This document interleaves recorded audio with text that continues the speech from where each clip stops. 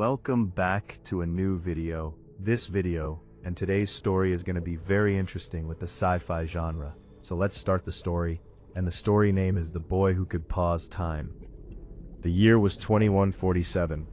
The world was not completely silent, but beneath every sound, fear was always hiding.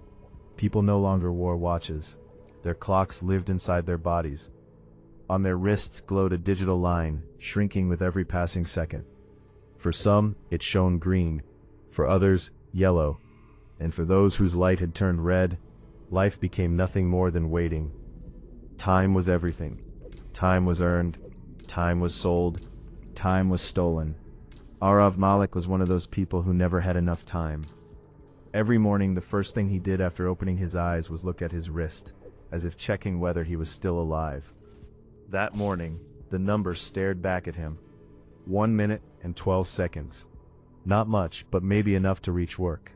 The streets of New Delhi were always glowing, ads floating in the air, holograms flashing endlessly, drones humming above, but the people who lived on the ground were always surrounded by darkness.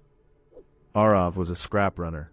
He scavenged broken technology from abandoned sectors and sold it on the black market. High risk, very little time. Today's run went wrong. Security drones chased him through narrow alleys, his lungs burning with every breath.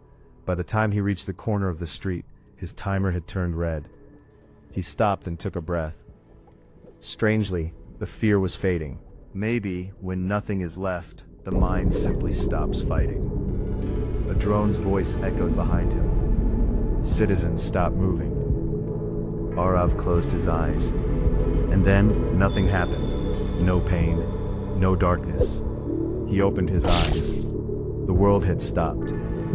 Rain hung frozen in midair, as if someone had pressed a pause button on reality.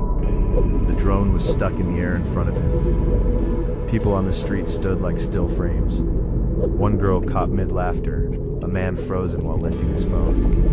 Arav looked at his wrist. The timer was gone. In its place was a strange symbol. A broken clock glowing with light from its center. He took a step forward. The ground felt solid. Another step. Then another. "What is happening?" he whispered. His voice sounded strange to his own ears, because it existed only for him. Then he realized he wasn't alone. Footsteps echoed behind him, slow, confident. "You shouldn't be afraid," a deep voice said. "When time stops, only two kinds of people can still move." Arav turned. A man stood there, dressed in black, thin blue lines glowing beneath his clothes, like veins. Numbers flowed endlessly inside his eyes, seconds, minutes, years, fast and unstoppable. "Who are you?" Arav asked. The man smiled. "People like you call me Glitch. I hunt glitches like you." Arav's throat went dry. "I didn't do anything wrong." "Your birth was a mistake," the man replied calmly. He moved his finger through the air. A translucent screen appeared, displaying Arav's entire life. Every second, every loss, every moment of hunger.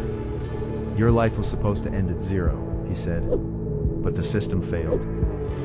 Arav asked quietly, "What system?" The man looked up at the sky, where the weight of something invisible could be felt. "The one you believe controls life," he said. "But in reality, it steals time from it." Arav felt like his mind was about to explode. "If I'm a glitch, then what are you?" For the first time, the man's expression turned serious. "I'm the one who makes sure time stays where it belongs." "And you?" He stepped closer to Arav. "You are the one who can destroy the entire system." The world was still frozen, but far away, very far away, something felt like it was trying to move. Time had realized that someone was breaking its rules.